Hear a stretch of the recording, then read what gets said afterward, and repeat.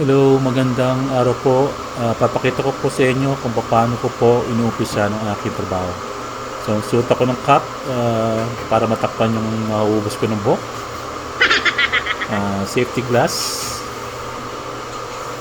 para hindi ka matalsikan ng kung ano man sa mata.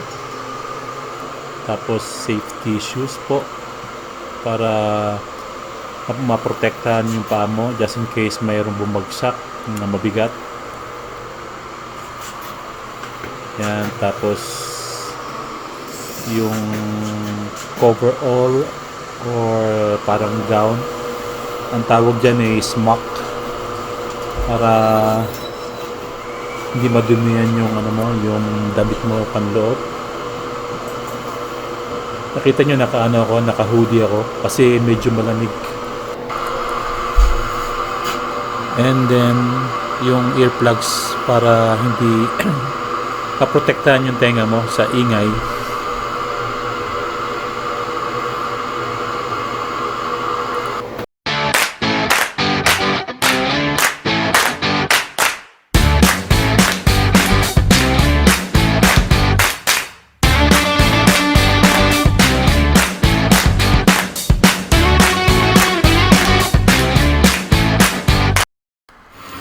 So sa umaga po, pag, pagkabukas mo ng machine mo is kailangan mo siyang painitin.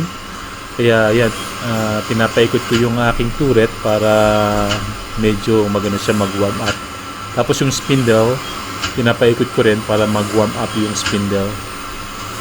Kaya pinapakita ko yung mga tools ng lathe. Tapos yan, yung spindle, pinapaikot ko para mag-warm up yung machine. So ganyan ang gawain namin pag nasa machining ka. You're the ones operating the machine. Dapat kabisado mo yung mga controls mo para mapatakbo mo siya ng maayos. Kasi you have to adjust yung mga mga settings para makuha mo yung tamang sukat ng minamachine mo. Yan, tinapatak ko yung machine. So, naka-set up na yan. So, magpapatakbo na lang ako. Yan, maririnig nyo medyo maingay kasi nagmamachine na siya. Kumakayod yung tools dun sa bakal. At this moment siguro nagdi-drill ako eh. Kaya medyo maingay. Ito, pakita ko sa inyo yung mga tools namin. Ito yung tinatawag na caliper. Ano siya, yung dial caliper. And then this one is a micrometer, pero blade siya, yung susukatin mo yung groove.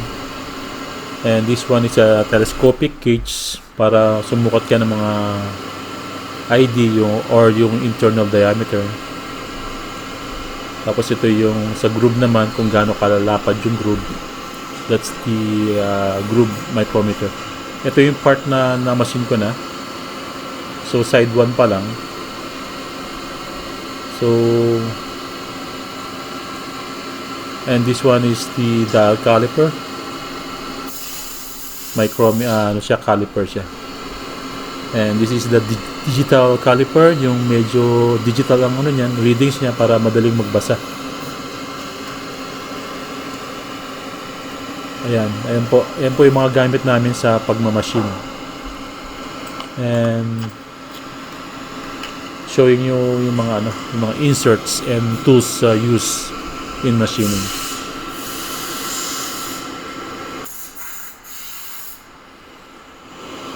So medyo tinatakpan ko yung name ng company namin just to protect yung company. Kaya makikita nyo medyo meron nakatakip. So yan yung mga inserts na nilalagay sa mga tools para siya yung ginagamit pangkayod ng bakal. Ayan po. And ito yung hawak ko, parang grinder siya. Air grinder. So, kunyari meron kang i-grind. ito na po yung natapos na machine. And at this moment, pinuntahan ko yung isang kaibigan ko. Ito si Ray, Filipino-Canadian yan. What? So, ito yung machine namin, isa Mazak. Makita tayo sa... Mazak to, this is a lathe, and this is a mill. So this is the mill. Ano to? Down, sira. Ito na po yung yung mga different kinds of measuring machine. Kaya po sinusukat ko po yung yung minasin ko kasi there are certain measurement na dapat mong makuha eh. Katulad niyan yung yung measurement between those two corners. Mini-measure ko siya. Kasi may mga companies na you have to have the exact measurement. So ayan po. Ginagamit ko yung parang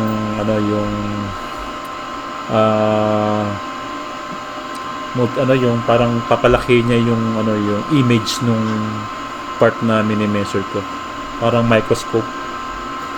Niya, palalaki niya siguro ng mga 100 times.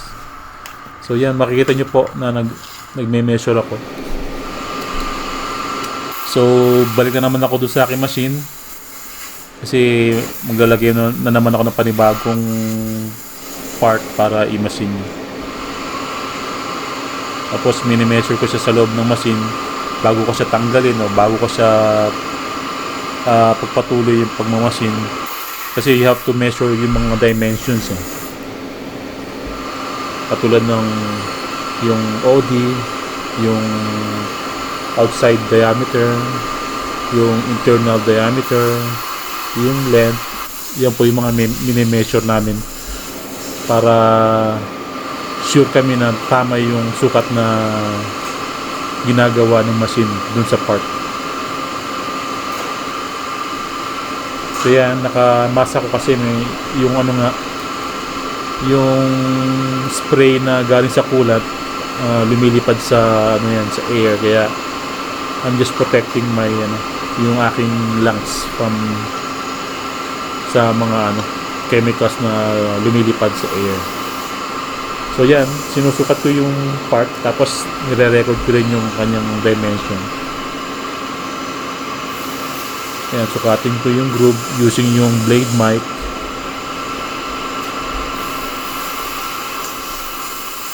Simple lang naman ang machining. All you have to do is persistent ka lang sa na matutunan siya. Actually nag-start ako without experience eh. Lang ako dati, operator. So dahil gusto ko matutunan yung pagmamachine, natutunan ko siya by myself. Self-study lang. Kaya katulad niyan, yung sinusukat ko siya yung first part na nagawa ko para nasa siya tamang sukat. Tapos ni-write down ko yung sukat ko. Na rin as a reference para alam mo kung nasaan ka ngayon, kung nasaan yung mga sukat mo. Kasi may mga tinatawag na tolerance eh, yung plus minus tolerance sa mga sukat. Nire-require ng mga companies yan. And based dun sa sukat mo, pwede ka mag-adjust dun sa machine kung palalaki mo ba yung part o paliliitin mo yung part. Tapos dyan makikita nyo may ginagawa ko. Chinecheck ko yung mga tools ko kung na siya, nag-wear na siya. So pag medyo may wear na siya, papalitan ko na siya ng insert para for my next part okay na naman siya. So ganyan ang trabaho ng machines dito sa Alberta. Just to tell you na yung Alberta is siya, meron kaming oil dito, kaya yung karamihan ng mga business dito, usually mga machining company or machine shop. Naggagawa kami ng mga parts para sa oil, sa mga pipes, sa mga oil drilling, ganon. Kaya yan ang number one na industry ng Alberta, machining.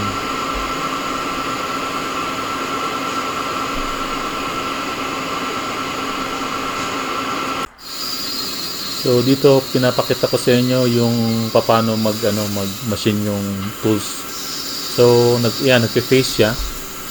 Pini-face niya yung part. And yung OD, yan, minamachine niya yung OD. So after that, change tool, yan, finishing siya. Finish niya yung face and OD. So ganyan po ang paano mag-machine yung CNC sa mga parts. And then yung boring bar, naman yan, kakayurin niya yung ID. Palalakihan niya ID, gagawa siya ng mga step or undercut. Yan po yung ginagawa ng boring bar. So at this moment, dahil nagpalit ako ng insert, ko siya, i-measure ko siya, or yung kukunin ko yung yung tool offset using yung tool setter. So ang tawag dyan, tatouch up mo yung tool para makuha niya yung correct offset ng tool. Kasi once you change something, yung change ka ng insert or mag-change ka ng tool, kailangan i-touch up mo yung tool para makuha ng machine kung ano yung yung measurement niya from the part, or yung tinatawag na tool offset. And it's either wear offset or geometric offset para makuha mo yung exact distance ng tool from a reference point of the machine. Especially, usually yung reference point yung part 0 ng machine, part 0 nung part na minamachine mo. Ito naman po yung chips conveyor. So yan yung mga pinagkayuran nung bakal, yung chips ang tawag namin dyan. So ayan, yan yung skimmer naman, ini-skim niya yung mga oil from this coolant.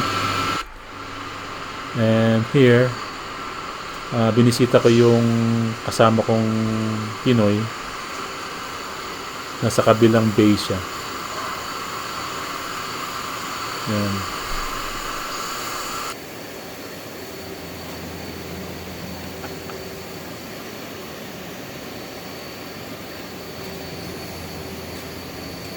Ito si Ray, nahihiya, ayaw magpa-video.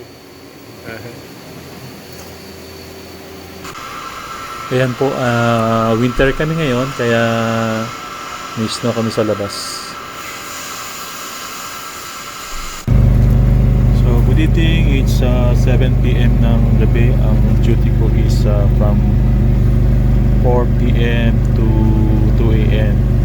So, Monday to Thursday. So, ang ginagawa ko ngayon is natatapon ako ng chips para ilagay doon sa malaking tin. Tapos yung aking chips bin ay ito. Tapos yan yung pinagkayuran ng bakal. So itatapon ko dun sa chip bin, yung malaking bin na yun, para ma-empty ko to. Tapos ito yung dinadrive ko, isang forklift. So hindi mo naman, madali na naman ng forklift mag-drive, konting practice lang. So ito yung aking gawain pag sa gabi, ikaw na mismo gagawa ng paraan para matapon mo yung tips mo.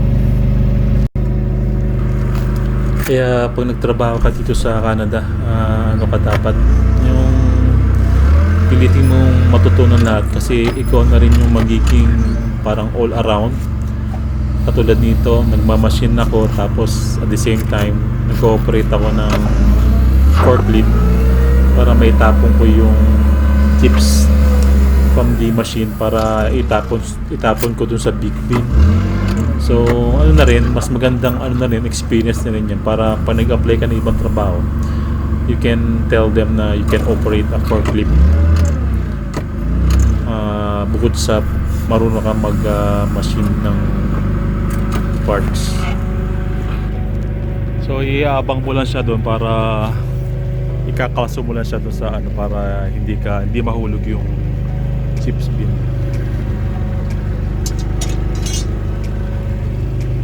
Tapos hilain mo lang ito para mag-ano siya, tumaob siya.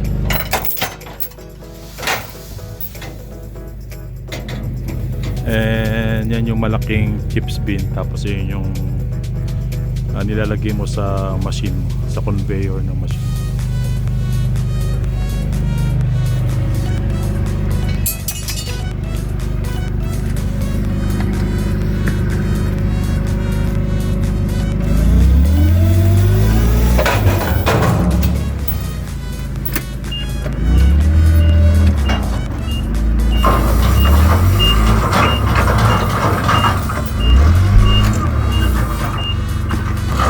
So dito dadalhin ko na siya dun sa bay na ito para may lagay na ulit dun sa may machine para paglagyan ng mga chips, yung mga baka na pinagkayuran. Madali lang naman mag-operate ng forklift. Ano lang naman yan, parang nagdadrive ka lang ng kotse. Tapos yung fork up and down lang naman yan, tapos tilt forward and tilt up, saka yung up and down lang ng fork ng kanyang tinidor.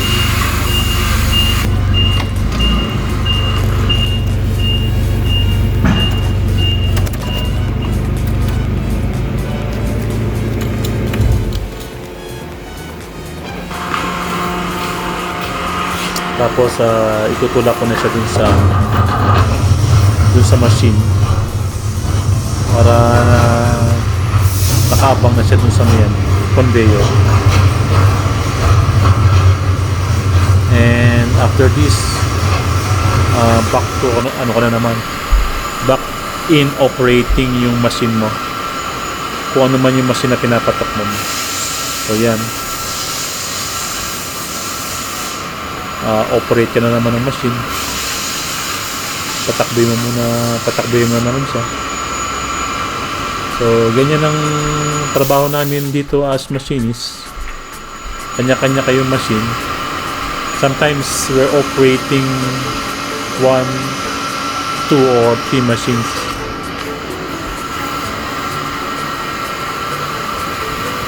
Ayan yung program na tumatakbo sa machine, nakikita nyo. Ano siya, para siyang line by line. So tapos na yung first side. So makikita niyo yung mga tools. Ayan, ni-sprayan ko siya ng hangin para matanggal yung mga chips. Ayan po ang trabaho namin as machinist dito sa Alberta, Canada. Kahit napakalamig ang panahon, ay tuloy pa rin po ang trabaho namin. Katulad po niya, negative 38. Ayan po, ganyan po kalamig dito sa Alberta.